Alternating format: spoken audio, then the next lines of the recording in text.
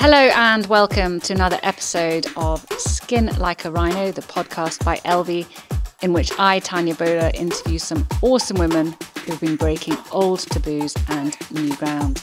In today's episode, I'm absolutely delighted to be here in New York with Cindy Gallop, the founder and CEO of Make Love Not Porn. Cindy is single-handedly spearheaded a social sexual revolution. Welcome, Cindy. Great to see you again. Thank you, Tanya. Lovely to see you and delighted to be here.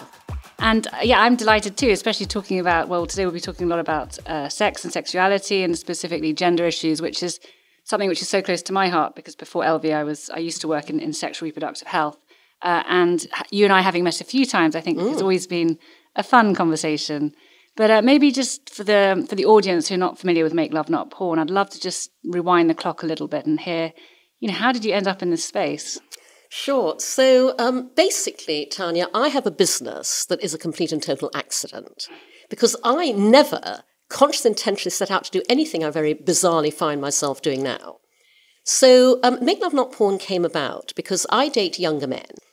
And about, 16, 17 years ago, I began realizing through dating younger men that I was encountering what happens when two things converge. And I stress the dual convergence because most people think it's only one thing. I realized that I was experiencing what happens when today's total freedom of access to hardcore porn online meets our society's equally total reluctance to talk openly and honestly about sex. When those two factors converge, porn becomes sex education by default, in not a good way. Nearly 15 years ago now, I put up on no money a tiny clunky website at makelovenotporn.com that in its original iteration was just words. The construct was porn world versus real world. Here's what happens in the porn world, here's what really happens in the real world. I launched at TED in 2009. I became the only TED speaker to say the words, "come on my face," on the TED stage, 6 times in succession. The talk went viral as a result, and it drove this extraordinary global response to my tiny website that I had never anticipated. Thousands of people wrote to me from all around the world, young and old, male and female, straight and gay, pouring their hearts out, telling me things about their sex lives and their porn-watching habits they'd never told anyone before, and I realized I'd uncovered a huge global social issue. And so that was the point at which I went, oh my God, I now have a personal responsibility. I have to take Make Love Not Porn forwards in a way that will make it much more far-reaching, helpful, and effective. And so I turned into a business designed to do good and make money simultaneously, which is, by the way, what I believe all business should be. And so today, Make Love Not Porn is the world's first and only user-generated, 100% human-curated social sex video sharing platform. So we're kind of what Facebook would be if it allowed you to socially, sexually self-express, which it clearly doesn't. The way to think about us is, if porn is the Hollywood blockbuster movie, Make Love Not Porn is the badly needed documentary. We are a unique window onto the funny, messy, loving, wonderful sex we all have in the real world. And what we're doing is we are socializing, normalizing, and destigmatizing sex, bringing it out of the shadows into the sunlight to promote consent, communication, good sexual values, and good sexual behavior. We are literally sex education through real-world demonstration.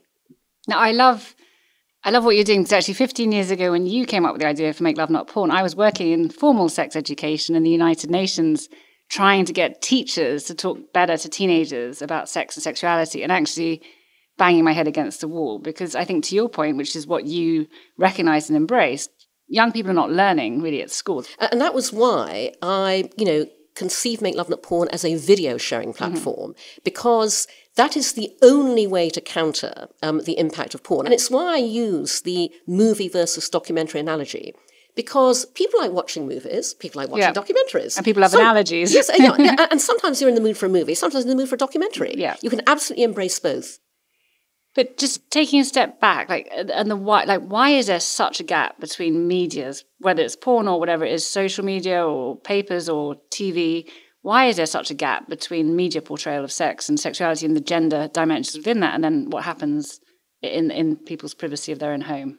I'm constantly asked the same question, which is, Cindy, why are we all so repressed about sex? 3 reasons. Reason number 1. So reason number 1 is centuries of repression, religion, socio-cultural dynamics in every single country in the world. Everything we're talking about today is a global issue.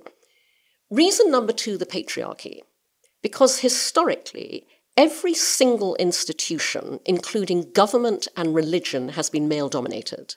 We as women have never been allowed to bring our lens to bear on human sexuality, and the world is a poorer place for it. And reason number 3, very straightforwardly, is that there are not enough people like me. And what I mean by that is the world makes it bloody difficult to innovate and disrupt social narratives around sex. Many people have tried and given up. And I don't blame them, because my life is shitty on a daily basis because of what I do. But we need many more people like me who will not give up no matter what. The single thing that most motivates me is a dynamic that I characterize as, I'm going to fucking well show you. You tell me it can't be done, I'm going to fucking well show you. You put an obstacle in my path, I'm going to fucking well show you. I take all of that daily demoralization, demotivation, depression, and I challenge into motivation and inspiration because I have to.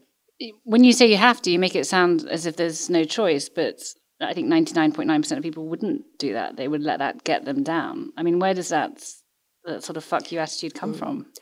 Do you know, if I thought that I was being delusional, I would walk away from Make Love Not Porn. If I thought I'd come up with a business that had no product market fit, I'm sitting on a $1 billion unicorn when I find the investors and the funding that we deserve.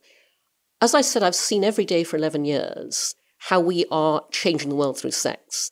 And in that context, Tanya, our mission at Make Love Not Porn ultimately is to help end rape culture globally. We help end rape culture by doing something incredibly simple that nevertheless nobody else anywhere in the world, anywhere on the internet is doing. We end rape culture by showing you how wonderful, great consensual communicative sex is in the real world. Our social sex videos role model good sexual values and good sexual behavior. And here's the important part. We make all of that aspirational versus what you see in porn and popular culture. And just as proof of concept, I designed Make Love Not Porn to be fully diverse and inclusive, and we are. Our members, our Make Love Not Porn stars, range in age from 18 to 80, male, female, trans, non-binary, straight, LGBTQ, all races, ethnicities.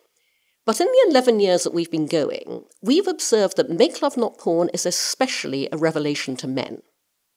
More men send us grateful emails and leave appreciative comments than anybody else. And by the way, everyone else loves us too. But because we are something unique that men will find nowhere else on the internet, which is a safe space where men can be and watch other men being open, emotional, and vulnerable around sex. I wish society understood the opposite of what it thinks is true. Women enjoy sex just as much as men, and men are just as romantic as women. Yet neither gender is allowed to openly celebrate either fact. We'd all be a lot better off if they were. So there are many things that are transformative. But as you can imagine, all of those dynamics contribute to making men look at how they interact with and relate with their partners, whether, by the way, that be women or other men or trans or whatever, in a completely different way. And as you said, part of what you need to do is break the patriarchy. But as a feminist, we need to work with men on these issues too. And it sounds like it's very transformative for them as well. And one of the things that I know you talk a lot about is female pleasure, right? So I think if you look at the statistics in general, women orgasm less than men. It's sort of, I think, 2/3 of women orgasm in a heterosexual relationship and 95% of men. What is happening there? Why is this gender pleasure gap? Sure. So I mean, there have been a ton of studies about this. And basically, there are a couple of things at play, which, I mean, I obviously read all the studies, but also I have 14 years worth of conversations and, I mean, I have my own perspective on this as well. So, first of all, in many ways, Tanya, I am my own research lab. I see for myself exactly how everything we're talking about plays out in the real world. So, I'm extremely selective about the younger men I date. No matter how casual a relationship, I have one fundamental criteria. They have to be a very nice person. I have amazing radar of very nice people. And even so, I see them in bed with me, modeling the body language that says my dick is the center of the universe. And that's because they've grown up with porn. They've grown up with male-centric, male-lens porn, where, what you are unconsciously absorbing is the fact it's all about you. And as I say, even lovely younger men have internalized this. So that's reason number one, why women are not orgasming at the same rate as men are, okay? Reason number two is, in casual sexual encounters, because they are casual, men don't think they need to bother to make the woman orgasm. We're obviously talking heteronormatively now in a straight context. And women don't think that they deserve to ask for it when it's a casual encounter. And then the third dynamic is, ironically, it's especially when you're in a relationship that you feel you cannot rock the boat in that relationship by bringing up any issues you have with sex. But I have to tell you that I have found 100% of all the times I've had to do this, that they are grateful. They want that conversation, okay? Especially because it's an education for them. I always say that the single biggest turn on in the entire world is to be in bed with somebody and know they're having a bloody amazing time because of you. And there are an awful lot of people who have never had that experience, for real. Yeah. And so, first of all, I say absolutely start talking, because they'll welcome the conversation. Gen Z is also driving more openness and more desire to talk about this and to be educated and to get help. But at the same time, Tanya, that natural shift within people is absolutely being blocked by the fact that social platforms and the internet at large are going backwards. Because we are seeing more and more censorship. We are seeing more and more algorithmic blocking of everything, including anything that is educational, open, healthy, in a way that has very worrying consequences for the future. But I suppose just looking at the counter-argument on that, I think social media has also helped spread a lot of very negative imagery, right, around and also sexual abuse. So is this not a natural sort of pendulum swing where it needs to find its way? Or are you saying specifically because the founders and CEOs of these companies are men, it won't get done properly, even if they're well-intentioned? But that is exactly what I'm saying, and they're not well-intentioned. And so the solution to all of this is basically when we get funded.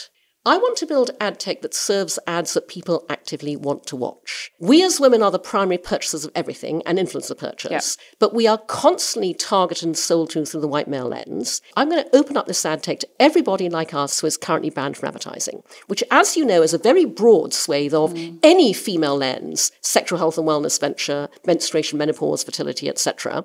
And it's not just the smaller businesses. My friends at Procter & Gamble, Unilever, Essity, Reckitt, they can't advertise Sanpro, condoms, lube the way they want to either. So the first reason people will want to watch these ads is because these are ads for products designed to help us all in these most intimate areas of lives we're desperate for help with, but they can't see them anywhere else because they're banned.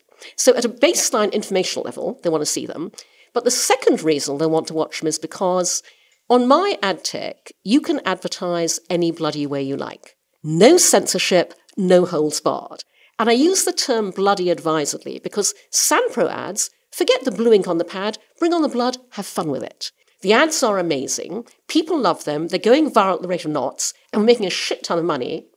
That's when I can not only turn here for the ads into an ad exchange that plugs in everywhere else, I help break down the barriers for advertising for all of us across the internet as a whole.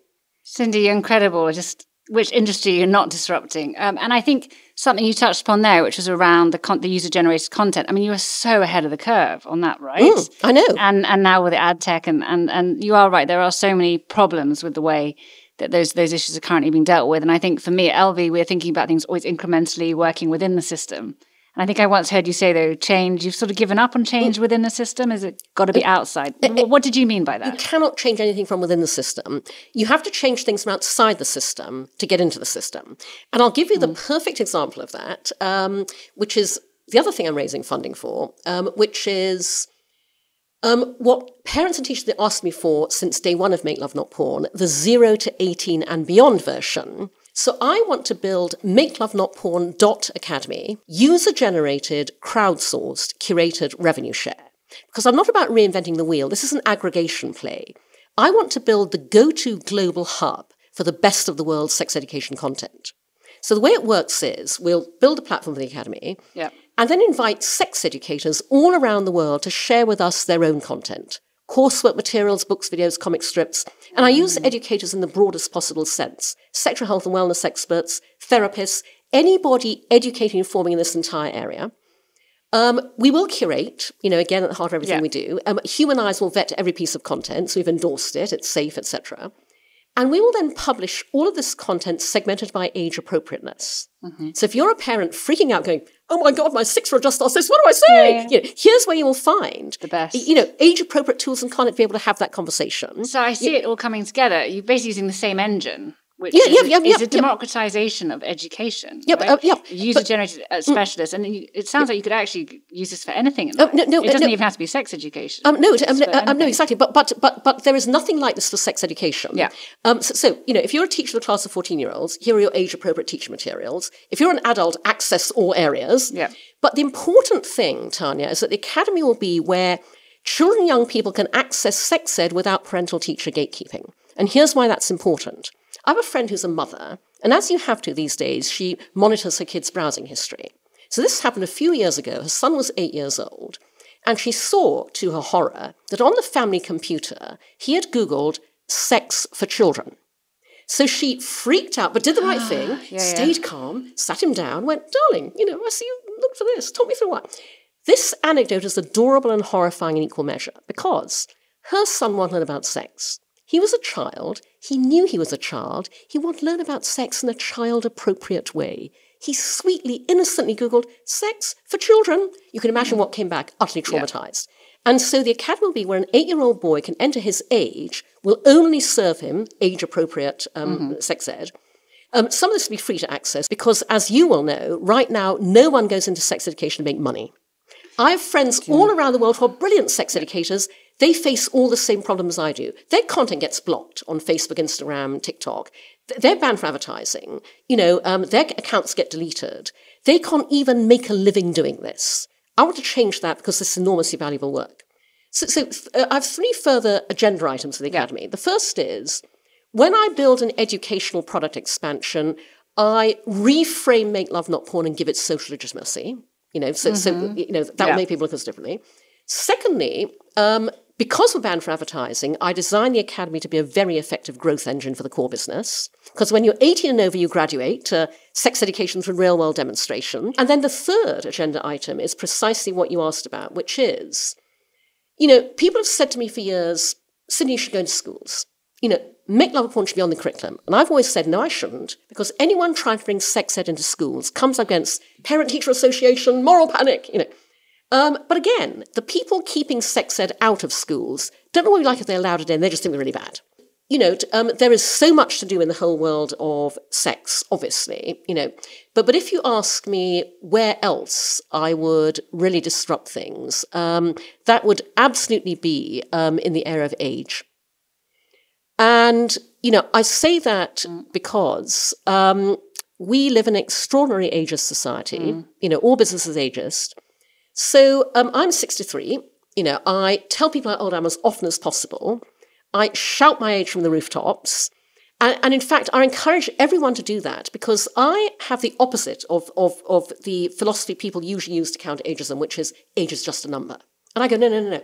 Your age is a very special number because your age is the sum total of you.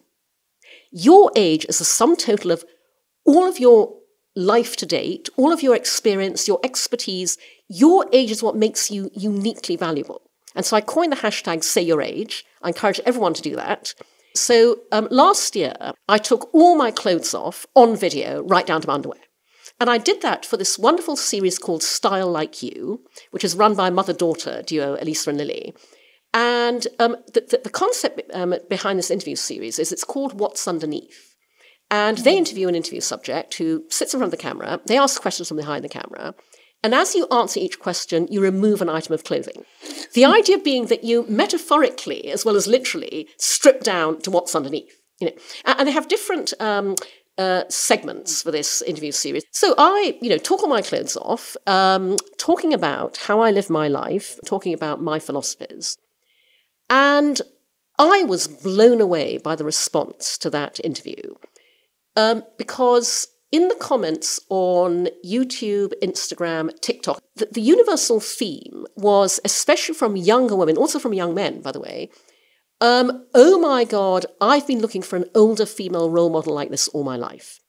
And in fact, there was an especially moving comment when the video was posted on Instagram. A woman said, imagine if we'd all grown up seeing and hearing women live and talk like this. Imagine how very different our lives will be now.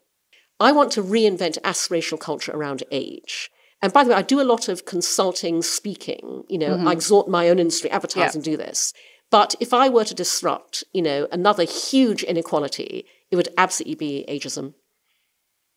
That's so inspiring to hear, because you're right. And ageism, I don't know what's happened in our cultures, how we've got to the situation. And particularly there's a gender element too. No, absolutely. We're in the situation we're in, Tanya, because of the patriarchy. Mm-hmm. Because every area of popular culture is male-dominated and male-led, and everything is processed and presented through the male lens. And one especially ludicrous example of this is, so I have an annual ritual, which I began doing a number of years ago, and it's become very popular. So every year I live tweet my reading of the Vogue magazine September issue. Okay, so I began doing this a few years ago. I happened to be reading, the gigantic doorstopper. That's the September issue is the issue. Yeah. And so, and I was so disgusted by the ads. I began tweeting my commentary. And my followers really loved it. And so it's become a thing. So every year I announce, on this day, I will be live tweeting. And people go, oh my God, my favorite time of the year. And so I comment on every ad, every fashion spread, every piece of editorial content. And I mean, the same themes every year, because the fashion industry is so behind the times and appalling.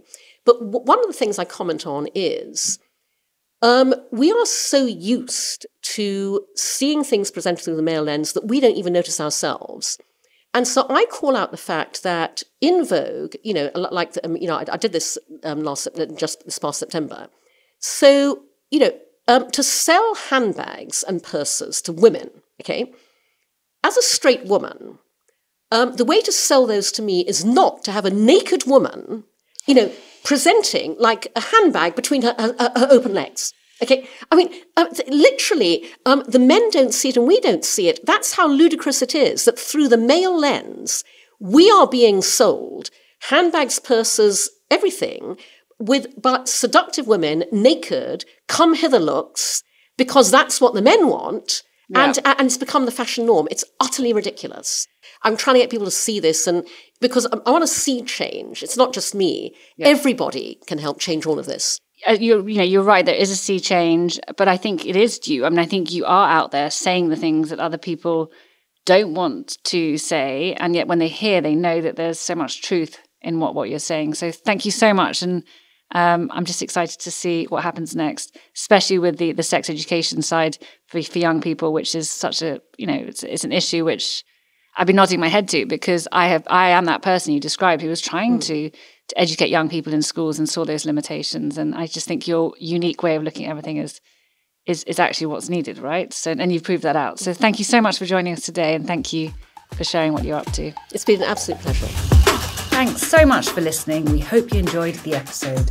If you don't already, don't forget to follow us on socials. Just search for LV and away you go.